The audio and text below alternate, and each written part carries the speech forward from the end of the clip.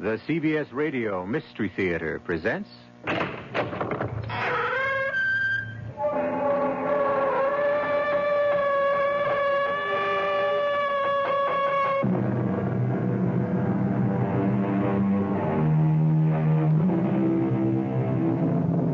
Come in. Welcome. I'm E.G. Marshall. I'd like to ask you something. What do you consider your most attractive feature? Your hair? Your eyes? Complexion? Your figure?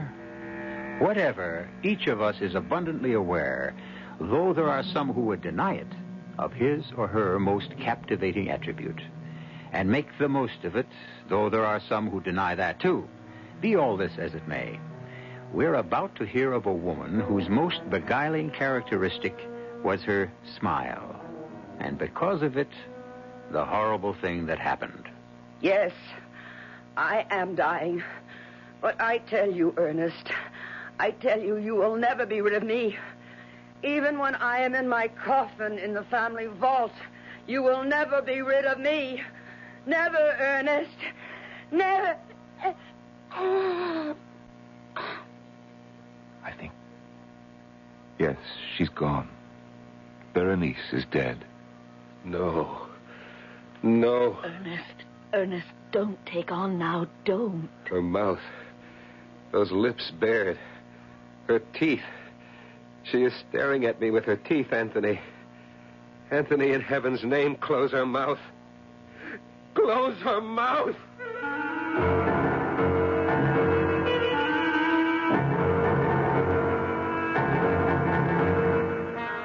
Our mystery drama, Berenice, was adapted from the Edgar Allan Poe classic, especially for the Mystery Theater by George Lothar, and stars Michael Tolan and Norman Rose.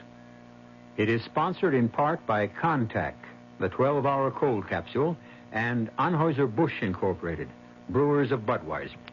I'll be back shortly with Act One. Give your hand to a friend. Give your heart to your love. But give your courage to Contact. The sooner the better. 6 or 3 or 1? That's the question when you catch the common cold. Sneezing, drips, congestion. Then take 12-hour Contact. You'd need 6 cold tablets, 2 every 4 hours, or 3 ounces of Cold's liquid, 1 every 4 hours, or just 1 Contact for up to 12 hours continuous relief of those symptoms. The tiny time pills do it. Both the others contain things for aches and fever. The liquid, something for coughs, not found in Contact. Your cold, your choice. Give your cold to Contact. 6 or 3 or 1. Take Contact. Only as directed. Who knows how to help you solve your shopping problems? Your Better Business Bureau knows. Sam Spud, private investigator. Oh, Sam, I'm so glad you called. You sound rattled, Angel. I'm frantic, Sam. I went to buy the carpet for the office, and I got so confused. There are too many kinds. I didn't know what to ask or what to buy. I'll help you, young lady. Mercy, who are you? I'm the man from the Better Business Bureau. Now, when you're choosing carpet, make sure you pick a long-wearing one that'll go with your walls, draperies, and upholstery. Beware of so-called fantastic bargains.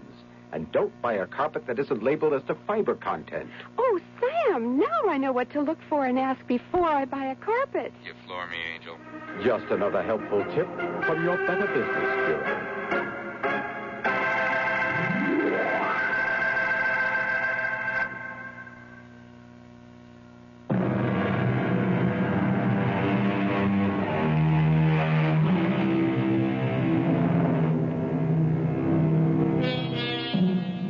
What we call a fixation, an idée fixe, is one of the most extraordinary and mystifying aspects of the human mind.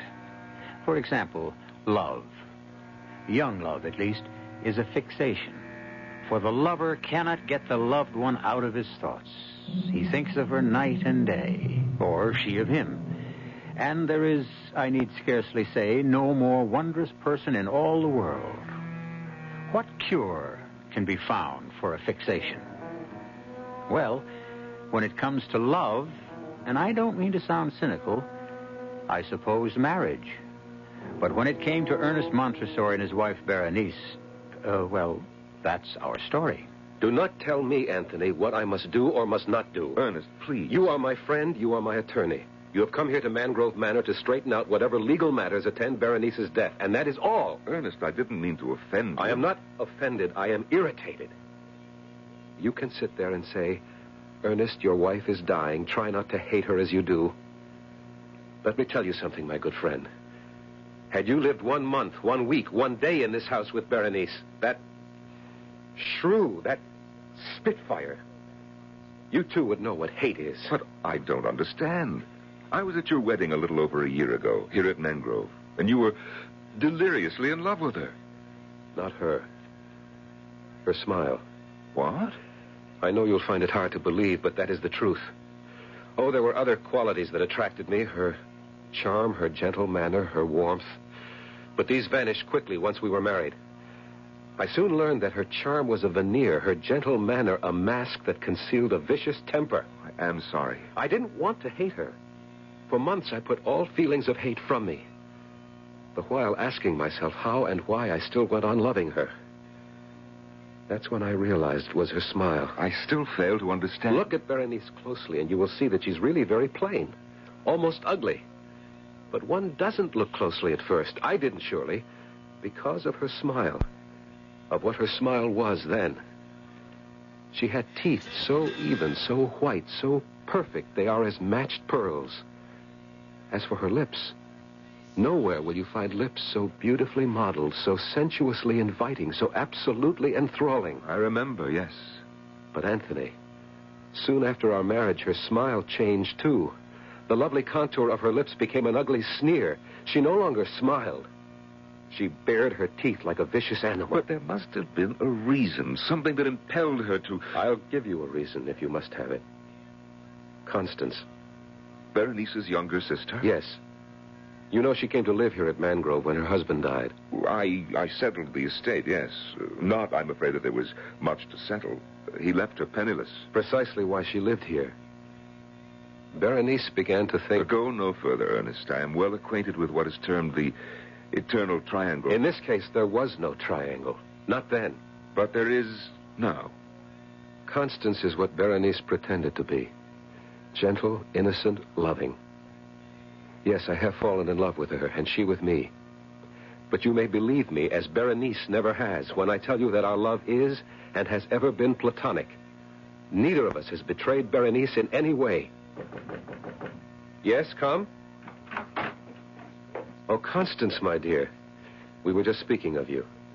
You remember Anthony Lamb? With pleasure. You were such a help and comfort to me when my husband died, Mr. Lamb. I did what I could. You look upset, Constance. Berenice wants to see you, and she's in one of her blackest moods, I'm afraid. Is she ever in any other? Try not to be harsh on her, Ernest. She's dying, you know. I shall try. If you'll excuse us, Anthony. Perhaps I should come along. I have to discuss certain legal matters with Berenice, and it will be best if she knows I'm here. Come, then. But I warn you, my friend, you'll regret every moment spent with her.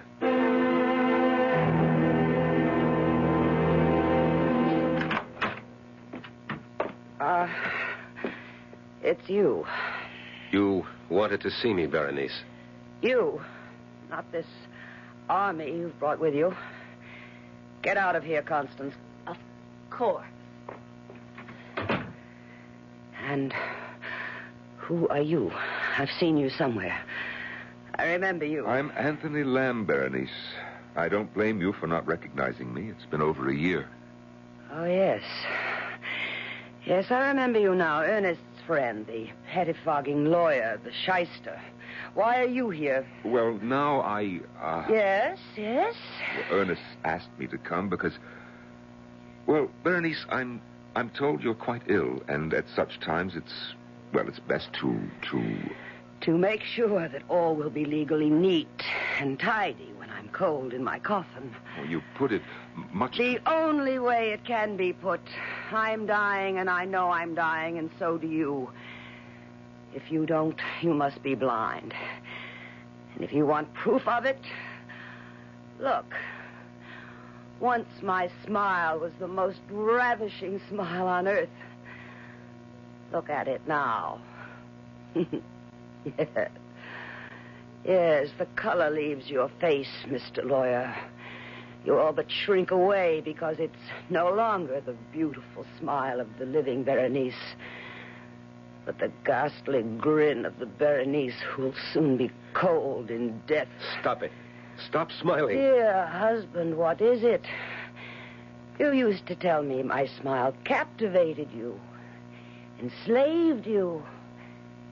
Can it be that it now repels you? Oh, don't turn away. I won't look at you, not when you smile. Don't look then for all the good it'll do you. You'll remember. Soon I shall be dead. But my smile will never die. It will live on in your brain, Ernest. Wherever you go, whatever you do, it will be with you. No. This smile, this ghoulish grimace, because it was what you married, what you loved, and then came to hate. And you will hate it till the day you die, Ernest. For till that day, awake or asleep, it will haunt you.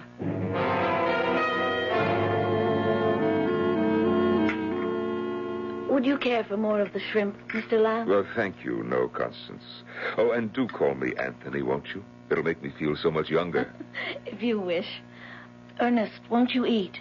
You haven't touched a morsel. Not hungry. But you must keep up your strength. If you're not careful, you'll be having nightmares again. Nightmares, Ernest? The most horrible you can imagine. Berenice has all but ruined my health. Ruined it. Hush now, we mustn't talk that way. What other way is there? No more wine, Ernest. Another glass can do no harm. No more, dear. For my sake. For your sake, anything. Anything except to lie about my true feelings. You, Constance, you have lived in this house for nearly a year. You know the hell she has made of my life. You know that I could not mourn her passing. And what is more, you know that I love only you. Ernest, it is not the proper time. I know, but I... Now, you are overwrought. It is not you speaking, but your nerves. Listen to me. Constance. My sister lies upstairs dying. Whatever you think of her, in these last days of her life, though we cannot in truth love her, we can, in all dignity and honor, try at least not to hate her. You must try, Ernest. You must. Yes. And with your help, I shall. But you will not succeed. Berenice. How did you get here out of bed? I rang my bell, but no one came. I called, but you did not answer. We didn't hear. And so I found the strength, what strength remains, to come down and tell you I am about to die. No. When death is near, you know it. Full well you know it. I have little time left now. Perhaps only minutes. A glass of wine. Of course. He hurries to assist me, to comfort me, when in his heart he would kill me. No, Berenice, I would not. Liar. Berenice, You hate me. Say it, you hate me. Say it. Here, the glass of wine you asked for. That for your glass of wine. Sniveling, nightmare-ridden fool. I had hoped I'd at last found a man when I married you. You were like all the others. Berenice, let me help you back to your And bed. as for you, did you think I wasn't on to you and your little tricks? Did you think me blind, that I couldn't see what went on between you and my husband? Nothing. Before heaven, I swear that... Liar! I saw, I know. Little Constance. Innocent, saintly little sister, sinking her claws deeper and deeper into the man who was mine. Madam. You address me? Madam, you are ill. Yet there is in you a kind of strength I have recognized before. In, I say to you, the worst kind of criminal. Go on. I don't know that I can. I have never understood what made these people what they were, but this I know. There are angels on this earth and there are devils. And you, madam, I say it to you, even in your dying moments, you are a devil. I don't blame you for looking at me like that. I spoke on impulse. I'm ashamed. Ashamed? You are the first man who has ever dared to... Berenice. Stay away. Stand back. Don't touch me. Only listen. You will be haunted by the magnet that drew you to me. The weapon with which I ruined your life and will destroy you. My smile, Ernest. My smile. No. Look at me. Sensuous lips bearing milk white, perfectly matched teeth. Look. Here, let me... She's falling across the table. I think... Yes. She's gone.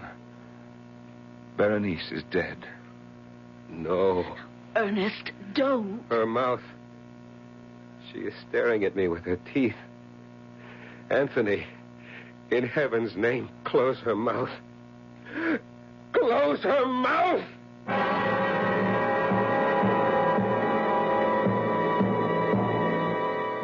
I said at the outset, you'll recall, that because of Berenice's smile, a horrible thing happened.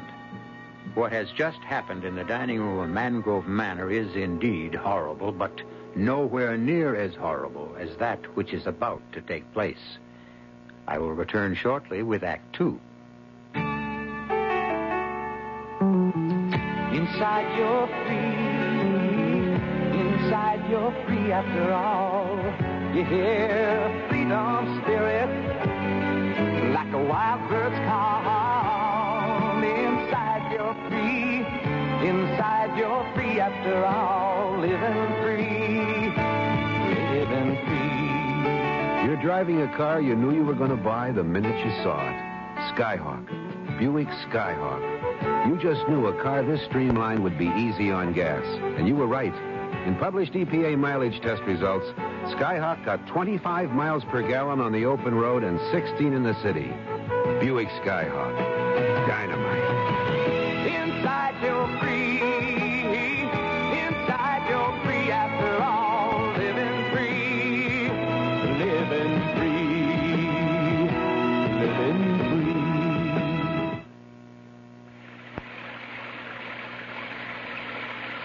Sometimes a gentle rain in one place adds up to a raging torrent in another. A torrent that can uproot lives as well as trees. To remedy the things that can be remedied in a disaster, America has a unique emergency force, the American Red Cross, America's good neighbor. Red Cross is on call 24 hours a day, every day, to cope with emergencies, whether they're on the next block or a continent away. Most of the help that's given is from volunteers. The money's from volunteers, too. Volunteers like you. If you need help, join us. If you can give help, join us. The American Red Cross. Help us help people just like you.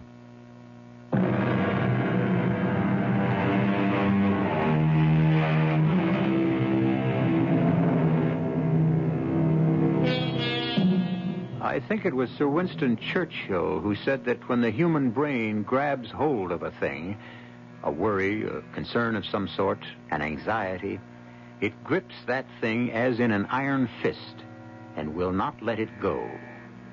Clearly, then, this is what has happened to Ernest Montresor, who, even while she was alive, could not get his wife's sneering smile out of his head.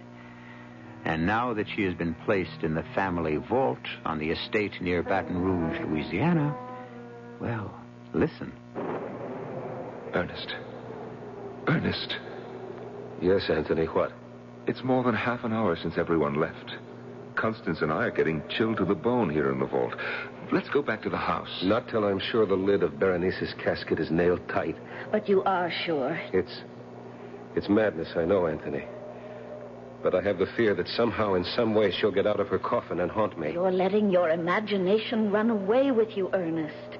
You're tired, overwrought. My sister is dead. She'll not get out of her coffin. Come now. Ernest. Yes.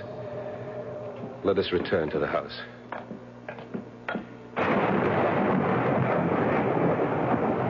I'll close and lock the gate. No, I will.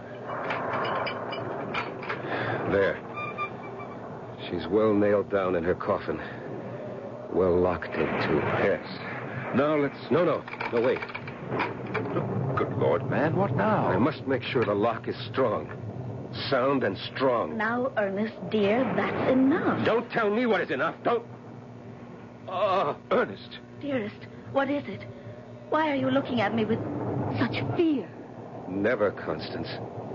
Never so long as you live, smile at me like that again. You look like Berenice. But, Ernest, My nerves are shaking. I need a drink. Excuse me. He's in trouble, Constance. We'd best catch up with him. But, Anthony... Nothing to worry about, really. You just upset him a little when you smile. But that's the point. What? I didn't smile.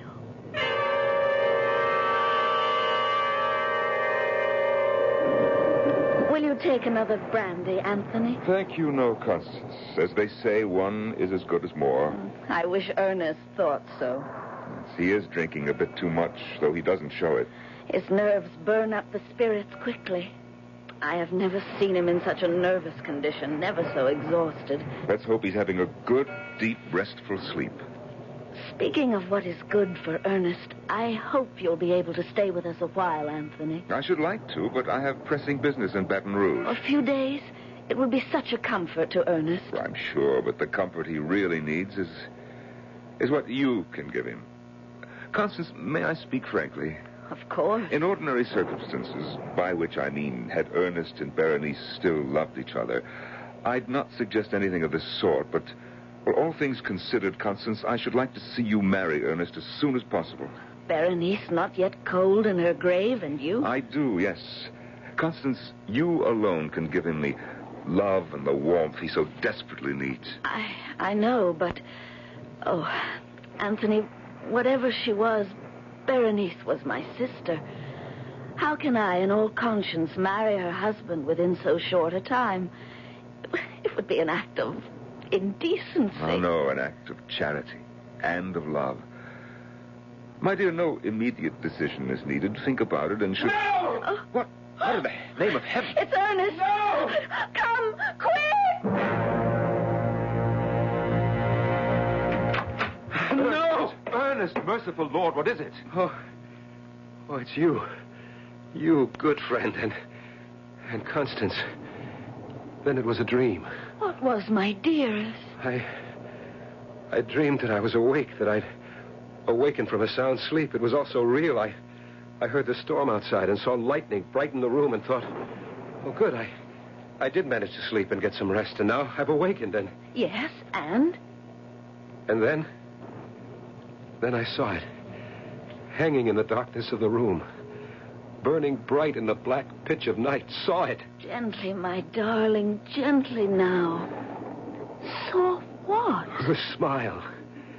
Berenice's smile, her disembodied smile, nothing else. It hung suspended in the dark before my eyes, the lips drawn back, the teeth shining in the blackness. Oh, Ernest, Ernest. And then her teeth. Those terrifying white, even teeth parted as she began to laugh. The most hideous laugh I have heard in all my life. Her mouth, her bodiless mouth, as it laughed, it started coming closer to me. Closer, closer. And I screamed. I scream. Anthony, what's to be done? We must fetch the doctor, and at once.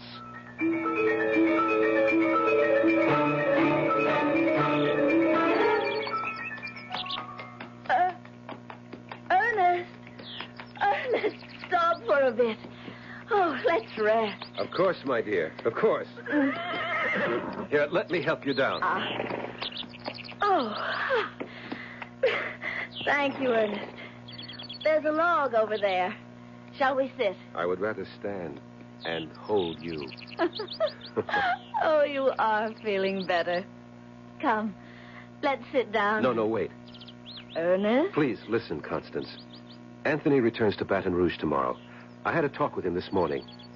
He knows I'm devoted to you and you to me. He urged, not that I needed urging, that I ask you to marry me. Ernest, Do say yes, Constance. I beg you. Say you'll marry me. That's exactly what I was going to say once you gave me the chance. You will? You'll marry me? Oh, I will. Oh, I will. Constance. Oh, Constance. Let's hurry back and tell Anthony. Yes, that dear good friend of yours will be relieved to know, I'm sure. Here, I'll give you a hand up. There. Oh, Ernest, my horse. Oh! Oh! Ernest, he's running away with me.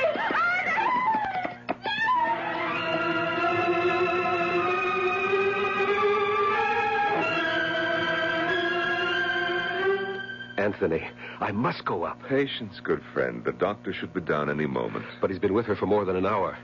I knew she was seriously injured. I knew at the instant I picked her up. The way you described it, it was a bad fall. The horse, running away, for what reason God alone knows, tried to leap a high fence, failed to make it, and came down rolling on Constance as she lay beneath him. Oh, terrible, terrible.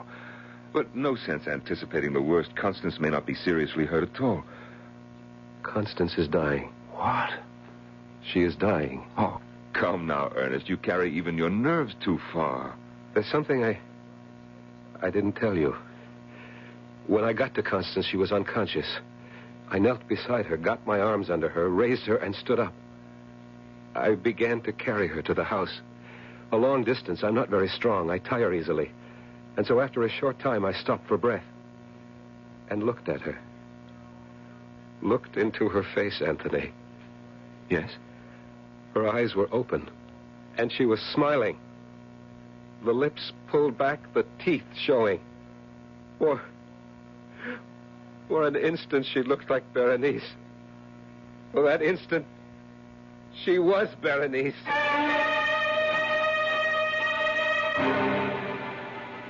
Doctor, is she? Don't bother him now, Ernest. But I can bear no more of this waiting, this interminable waiting. Look at her. So deathly white, scarcely breathing, if at all. Ernest? She called my name. Oh, Constance. Oh, my own dear Constance. Hush now. When I am gone. No, you must not go. You cannot leave me. You cannot. When I am gone, I say, no longer with you. Remember that it will be only on this earth I am not with you. In spirit, I shall be beside you always. You are not going to die. You will be at my side, alive and beautiful, and my own dear adored wife. No, that is not to be. Berenice has seen to that. Berenice?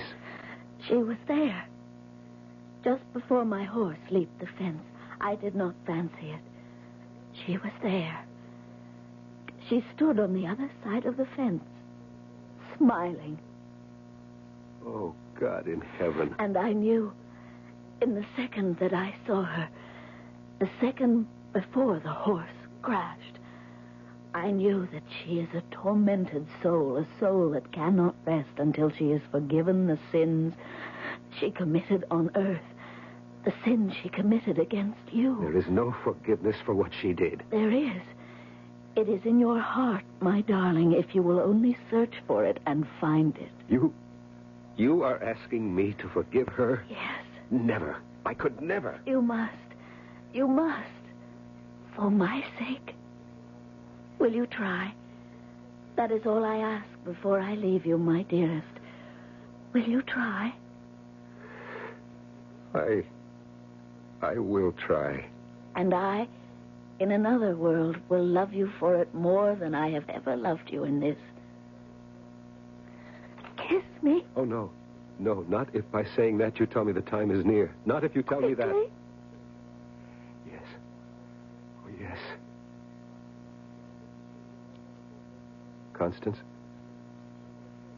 Constance? I'm sorry, Ernest. She's gone. Oh, no. Leave him to me, Doctor. You have other matters to handle. Come, Ernest. Sit down. Here in this chair. Sit, and I'll pour you a brandy. Dead. Dead. Dead. I know how you feel, but you mustn't go to pieces. Think of what she said, that she will be with you, at your side always. What good is that if I cannot see her, touch her? What is he doing, the doctor? What must be done? Closing her eyes, straightening her limbs, placing her hands in repose. When he is finished, I shall sit with her, Anthony. Of course. And not leave her side till we take her to the vault. What's that? What? Listen. Someone laughing. No one is laughing, Ernest. Berenice. It is Berenice. She is laughing from the vault. From the vault. You doubt me? Here. I throw wide the window. You hear? You hear? I hear nothing. Laughing in triumph. Vicious triumph, because once again she shattered my heart. Laugh, damn you, laugh! But I shall have done with you yet! I shall! Oh! Doctor, quickly. He's fainted dead away.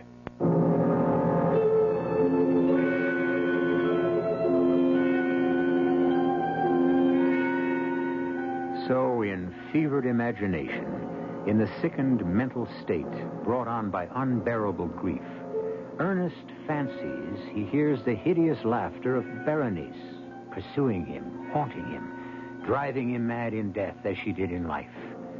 Or is it fancy? We'll know more about that when I return for Act 3.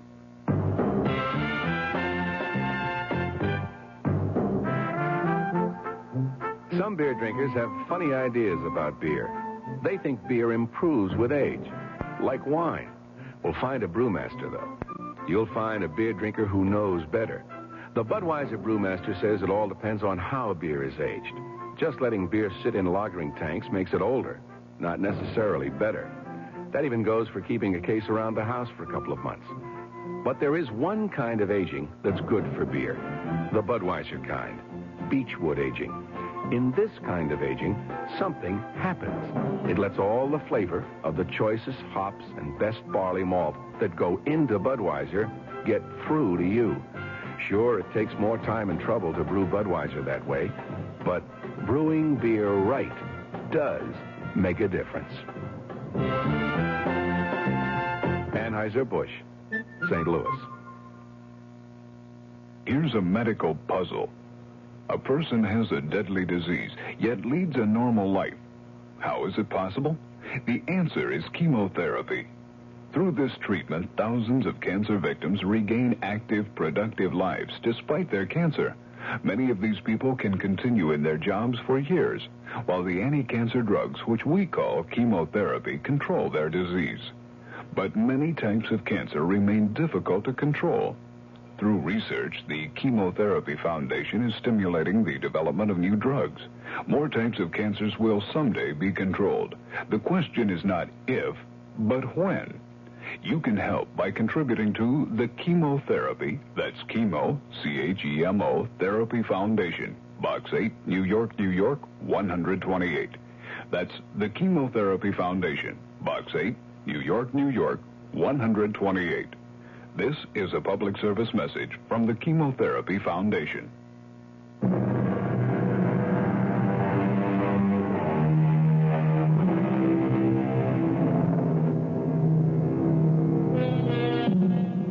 Scarcely has the breath of life fled the body of his beloved Constance than Ernest Montresor hears or thinks he hears, the triumphant laughter of his dead wife, Berenice.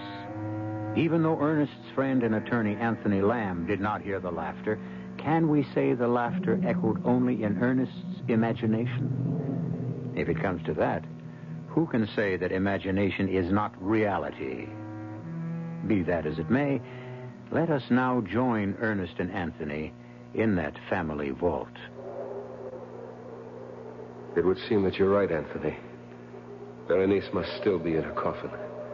The lid is tightly nailed. Of course. But her laughter, so horribly clear. Ernest, there was no laughter. You imagined it. No, I heard it. She murdered Constance. She made the horse run away, fall, and kill her. Oh, Anthony, how can I rid myself of Berenice? Can I get rid of her? She was vile, vicious, clever. Clever. What? Clever. That's it, clever. We look at this coffin lid. We see it tightly nailed, and so we think she's still there. But of course she is. No, don't you see? She was clever enough to nail it shut again after she left it. Here, give me that pry iron. You're not going to... I must be sure. I must make absolutely certain she is still in her coffin. Otherwise, I dare not bring Constance here. Ernest. Can't you understand? Constance will lie here in the same vault with Berenice. If Berenice has the power to leave her coffin, what might she not do to the sister she hated as she hated me? You see? You understand? Yes, Ernest. So then... There. Well, are you satisfied? The body seems not to have moved. She is dead. No doubt about it. Berenice is dead. No question, my friend. You can set your mind at rest. Anthony, would you nail the lid back on? I want to go to Constance. Be with her until we bring her body here.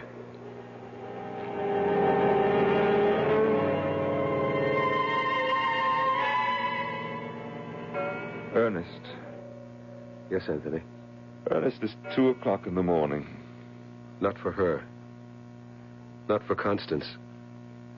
For Constance, there is no time now. Ernest, please go to bed. To bed? To dream? Once again to ride a nightmare? I asked the doctor to give me a sedative for you. Now, if you'll take it... It will do no good. More harm than good. I've taken them before, and I cannot leave Constance alone. Not to the awful loneliness of death. I will stay with her. No. I will. I must. Ernest, hear me now. You will drive yourself mad if you go on like this. As your friend, I... What? You heard it? I am not hearing things. That sigh. It was Constance. And look, Ernest, look. Color. Her cheeks. Color coming into her cheeks. Pulse. How do you feel for a pulse? Now, let me... Yes? Yes? There is no pulse. And yet, a faint warmth. Her wrist beneath my hand feels... Ernest, I tell you, there is warmth. Alive. She is alive. Oh, God, in your merciful goodness, I thank you. Thank you. And while you're thanking God, I'll fetch the doctor.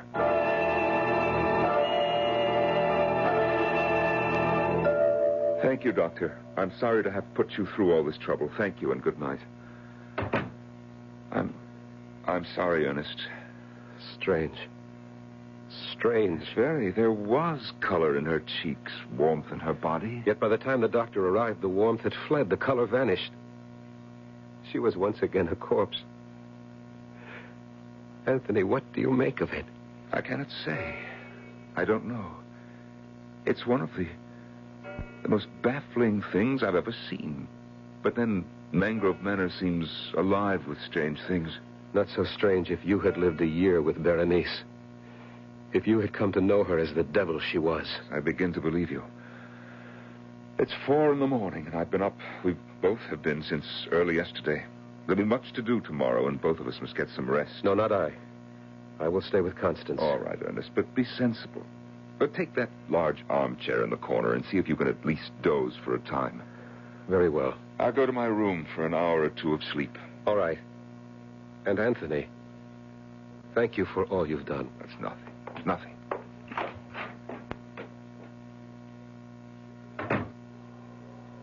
Constance. My lovely Constance. I'll not leave you. I shall be there in that chair across the room. In this chair, Constance, still very near you. Still watching you, waiting with you, through the long silence of death. Again? It was you? Again? You are sitting up. You are leaving the bed and coming toward me. You are not dead. You live. Oh, let me see your face. I cannot see it. The shadows and burial shroud hiding it from me. Take the burial shroud from your face. Let me see you. Constance, beloved, let me see you. Why do you laugh, my darling? Why? Is it happiness at finding yourself alive? Is it joy in knowing you're not dead after all? Here, let me take away the shroud. There. What? The lips. What? The teeth. Berenice. You are Berenice in Constance's body.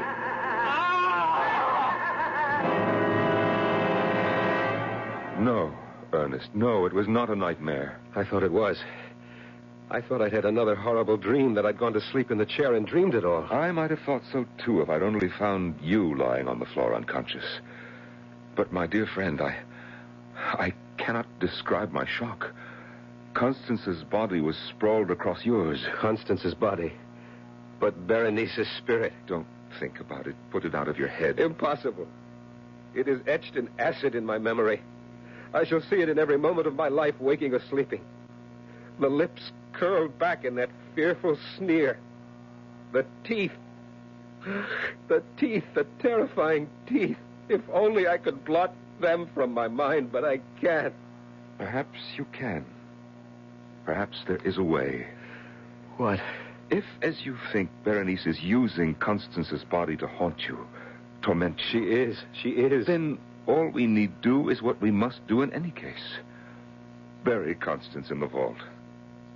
But of course, I sicken at the thought of placing my own dear, lovely Constance in that cold, moldy chamber. And yet it must be done. And with her body locked within the vault, Berenice will be unable to haunt me. But I must leave, Ernest. I have stayed as long as I can, far longer than I anticipated, and I do have other business, pressing business in Baton Rouge. The thought of being alone in this huge and empty house, is there no way to persuade you? I'm sorry, Ernest, but there isn't. I've done all I can for you. You know I have. Of course I know it. There is no better friend in all the world than you, and I have no right to urge you to stay, none at all. But I am afraid. Afraid to be alone. Afraid... Of all things, it is a madness. Afraid of Berenice's teeth. I suppose it is a form of madness. Berenice is dead and buried. Constance is dead and buried, and so Berenice cannot inhabit her corpse to torture you. She'll find a way. She will not. She will. She lies in that vault out there, and in time her body will rot. But teeth do not. And so long as a tooth remains in her skull... Ernest, it's 10 o'clock. I have a long, hard ride ahead of me tomorrow. I must get to bed, and so must you. We are both very much in need of rest. Rest. So long as I live, there will never again be any rest for me.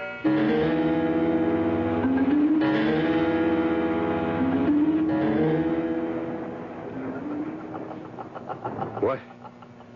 What? Berenice, that laugh. Did I hear it or only dream? Open the window and listen. Nothing. Nothing. A dream, another nightmare. To bed, Ernest, too. But what is this? I'm wet to the skin. My nightclothes are drenched. My feet caked with mud. Oh, wait, it comes back to me now. The dream. The nightmare. Was it a dream, or did I? Anthony! Anthony! Anthony! I'm coming. Good Lord, man. What is it now? Come in. Come into my room. Yes, but What is it? What's happened? Another of your awful nightmares? Well? I don't know. You don't know if you had a nightmare or you didn't? If it was a dream, then that's what it was. But if it wasn't, if I really did the thing I thought I dreamed, then Anthony, I am mad. What do you mean? I mean that if I really did it, I've done something so horrible it could only be the work of a madman. Ernest, what did you do? I dreamed. Oh, make it a dream. But look at me. My clothes soaked through. My feet muddied. I must have done it. Done what? What? I left my bed and went outside to the tool shed. The tool shed? And found what I was looking for. And then I went to the vault. In this storm you went? Yes, to the vault. I unbolted the gate and went in. And then I pried open Berenice's coffin. Oh, no. Yes. There she lay, moldering in death. But the lips drawn back and the teeth, those white, even, perfect, gruesome teeth, exposed. I stared at them, stared in a horror of fascination.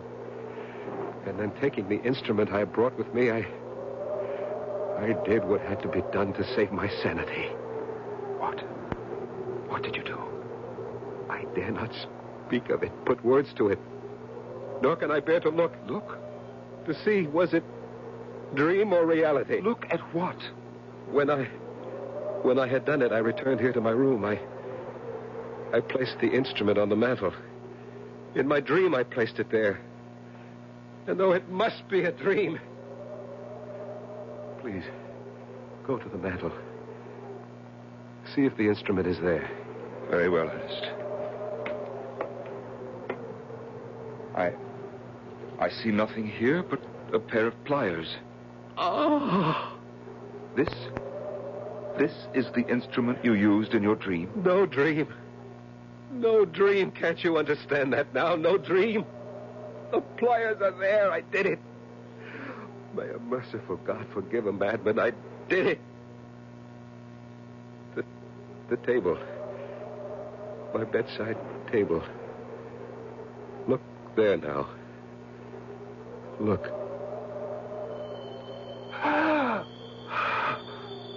They are there.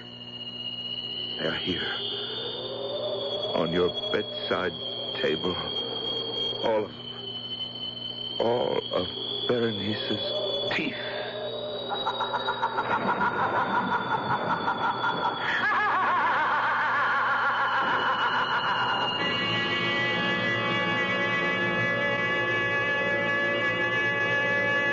Well, a toothsome tale, was it not? Something to let your imagination chew on? Sorry. Couldn't resist that. Seriously, though, this story, as many another, reflects that certain mystery which has puzzled mankind since the first tick of time. Which is the reality of our lives? Which the dream? You got me. I'll be back shortly. Lots of people are coming in, playing it smart to get a head start, investing time to build a future. It's such a good place to begin, a room to grow, getting to know just where you want to be. Join the people who join the army. You could start building your tomorrows today. Join the people who join the army. You could go a long, long way. Long, long way. If you want to do something positive for yourself and your country, take your place with us. Join the people who've joined the Army. Join the people who join. For more information, call 800-523-5000, toll free.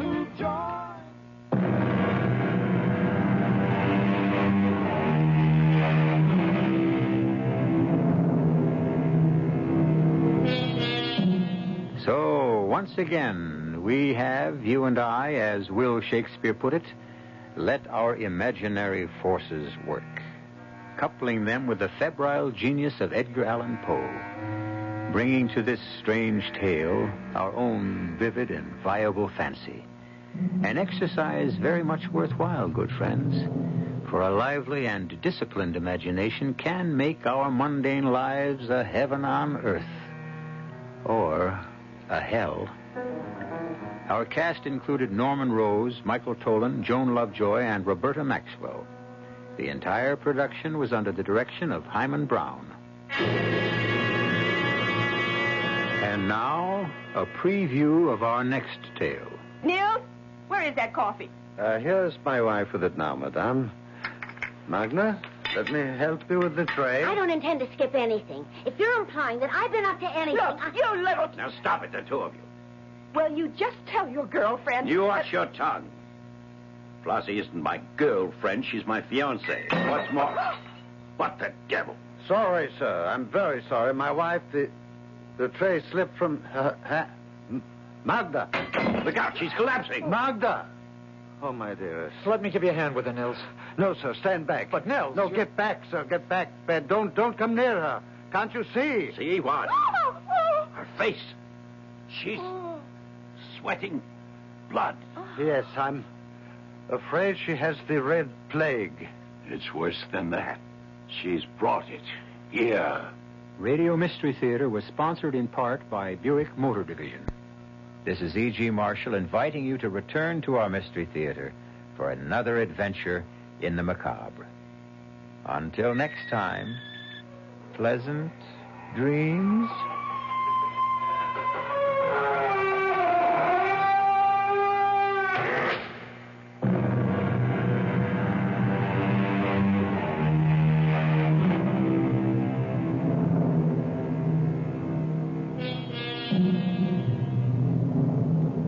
CBS Radio Mystery Theater continues with Edgar Allan Poe's The Mask of the Red Death. Tomorrow night at 10:30.